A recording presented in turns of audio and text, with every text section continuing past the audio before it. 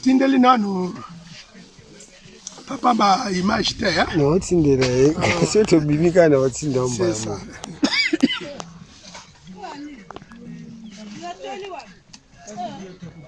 Wanzana mutawando kata mbila yana.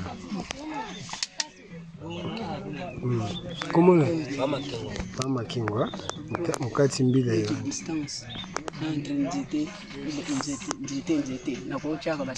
Nzete lukula nini? Manga boy.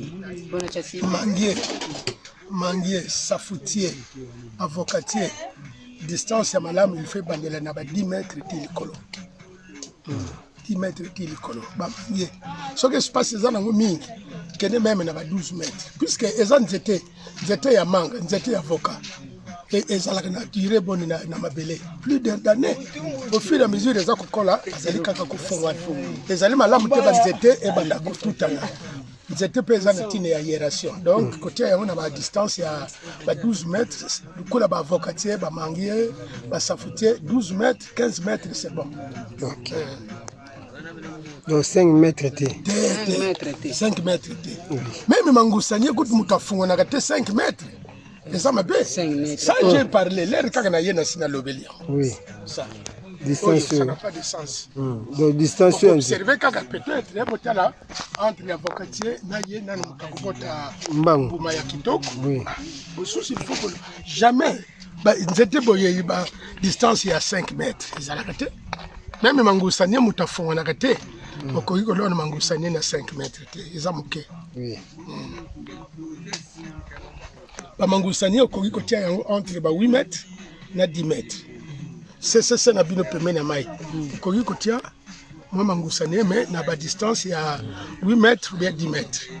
Mais ba nzete mosusu ba arbre fruitier lokola ba safutier, faut partir de 10 à 15. Hein? La distance ya modèle ya 4 c'est bon. Neta tubercule wana ezalaka tomona nza manque ya gagner parce que c'est mutu asombi manioko bakoluka bapona minene mpo koke batekele oya mike bango babenga yango déchet or mais toso tosali fufu na moke mpe tozala nango posa donc des fois tosalaka en sorte que tosala yango fufu donc wana nde ezalaka mwa mpe avantage pana soki pa fufu tosalaka kwanga tobimisi kwanga bakei bateki mais mingi nde tosali ya mwa mingi ezali fufu. Voilà, les bidons pour ça là. Oui. Bon, monsieur Koyo, au lobby, on a 100 années. Donc, 7e mois, demi, on a 7e mois. 7e mois, tu as le mois de novembre. En novembre. Et l'on a maquina. Puisque dans un moment, les arbres variétés améliorées. Oui. Il faut ça la plus ou moins une année. Tout dépend, il y a état du sol. Hein. Oui. Pour ce que la belle la argile, même au bout, il y a 8 mois, 9 mois, vous pouvez déjà l'exploiter. Normalement, dans 9 mois, on peut tout réaliser ça qui a une année, une année et demie. Non, ça qui a une année, 2 mois. Une année et demie, même Missoussou et Polaki et des bâtis. La variété améliorée, normalement, ils ont une variété une année. Ça dépend, il y a état du sol, mais ils ont une variété, et ça a plus ou moins déjà 8 mois, en tout cas on peut déjà l'exploiter. Sinon, ils ont avantagé, tel cas, vous allez quand même manier pas. Oui. Parce que ceux qui déjà connaissent la boulot, on a déjà un arbre fruitier, vous avez entretenir le manioc, vous pouvez automatiquement ils ont développement nango au bout il y a 5-6 ans j'étais peu banni déjà il faut penser à ça malgré tout celui-là qui peut papa mayala il faut penser à mettre les arbres fruitiers puisque les arbres fruitiers les ali epesaka mosala ya mingi te et puis soki nzete za mwa mingi malgré c'est périodique mais c'est avantageux c'est avantageux. Pour les rebotaka wana, les rebotaka malgré c'est périodique, mais ceux qui bandit les amis, ça vous donne un peu d'argent. Et puis nous avons le avantage à budgéter et occasionnellement nous avons des dépenses pour la petite. Quand entretien, au bout d'un moment, les bandits déjà c'était comment? Seulement quand ndenge na lobby yango bozali emplacement bozana yango eza bien bokoki même ko exploiter les activités maraîchères.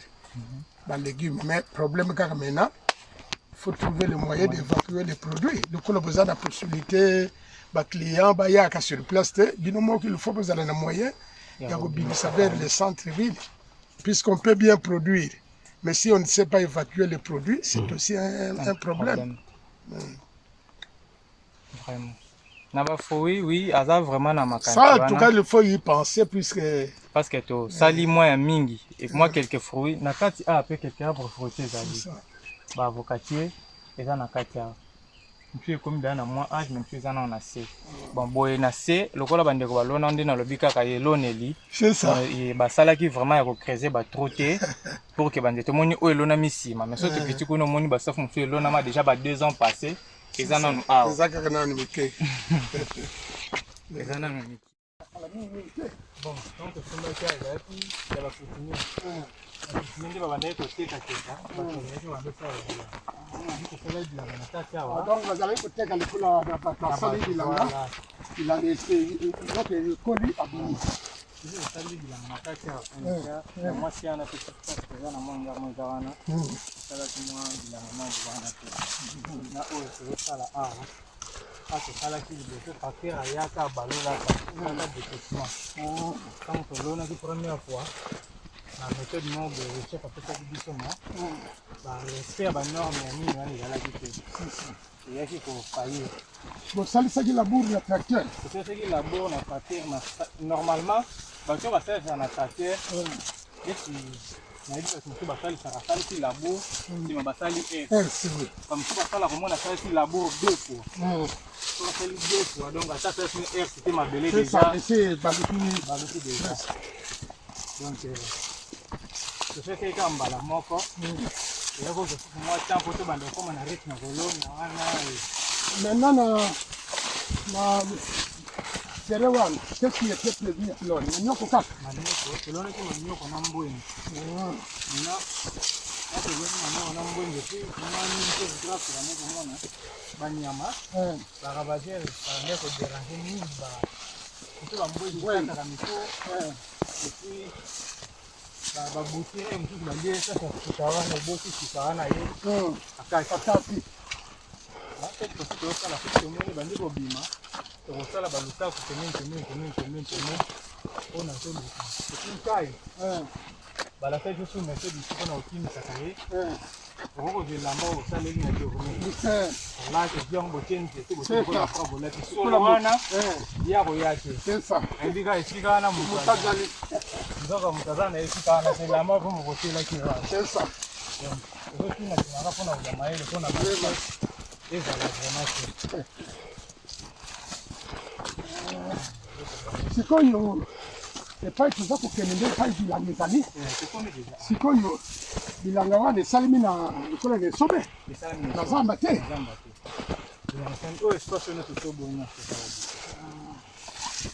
sinon bilanga mpona manioc parti ya se wana puisque kuna déjà ici le sol semble être pauvre mais kuna na se sol ezali c'est normal sol na se ezala riche pourquoi mbula lera aza kobeta badétruire végété nyonso azali komema yango ti kuna na se yango omonike mabele ya se ezalaka toujours riche puisque salité nyonso mbula aza komema ezali kose dépose kuna na se donc na se eza na avantage ya kosala mosala ndenge na sigere côté ya likolo mpo na ngai côté oyo eloko nakoki koencourager mingi les arbres fruitiers.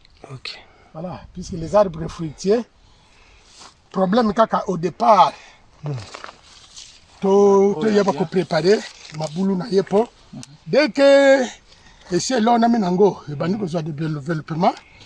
Et azana bien na tina le souci ya ba mandemate. Puisque moi bile yo aza ko kutana nango na kati na mabele e ko salisa nzete po ebota. Moi, personnellement, parti oyo, je vous conseillerais de mettre les arbres fruitiers, les différents arbres fruitiers. Okay. Voilà.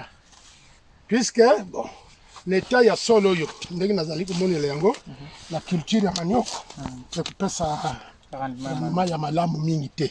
Dans un premier temps ça peut aller, mais ndenge mpe nalobi système ya babinsabelo nde eza bien, mais kuna na se eza na avantage mingi sur les suggestions ya baculture mine nalobi pilipili manioko masango ba arbre de culture c'est très avantageux. Sikoyo labour oyo bosali nini na maboko bien? Machine ayaki kosala na temps passé bongo lere machine asalaki bozwaki pe occasion ya kolona tolonaki na rendement mpenza eza ya malamu te parce ndenge nalobi ndenge kaka nazali kosignaler l'état du sol ça importe puisque il y a des sols d'une manière naturelle, il y a des sols riches, il y a des sols pauvres. Les sols semblent. C'est ça. Donc, moi, les gars, ma belle, il faut la moi jaune. On a beaucoup de timbo. Espace. Le botina, no. Manioko déjà tu vas dans le yango. Non, tu vas nous botina manioko, hein. Kozolona déjà. Mais, oyo baza kosala na maboko. Maboko. Sikoyo, est-ce que ils prennent soin, vous prenez soin, il y a que labourer d'abord esika yo kotia bit na yo, ou bien bo bendi kaka mabele sali bit. Non, avant de commencer, on doit d'abord commencer labourer par là. C'est ça. Pour visika ndi manioko kofanda yangwana. C'est ça. Et puis le labour doit commencer là-bas. Voilà. Vous savez simande. Sillon. Là, ils ont un avantage Evan. Puisque les mailles eza kovanda yango eza ko beaucoup la biloko ala omona ka biloko to lodaka na ilanga dukola ba manioko soko loni manioko na ilanga mbule beta kate développement nango ekozala penza te puisque eza kozwa mai te voilà puisque mai ezali élément moko de base na ba milona. Alors na ba bimbumba ndego lobi ba binsabila wana mai mbula lere beti mai eza na tendance etambula lukula na terrasete mai eza kuvanda na mabele par rapport na système oyo ala système oyo ya mikala ngai na sepela kana mingi te loba nguba oui mais manioko yango na yango faut que l'on ait on a ba binsabila wana puisque mai lere mbula eza kubeta mai eza kuvanda mai eza kutambula te eza kuvanda. C'est plus avantageux na kolona na système wana ke kotia ba mikala. Merci. On peut même traverser là-bas.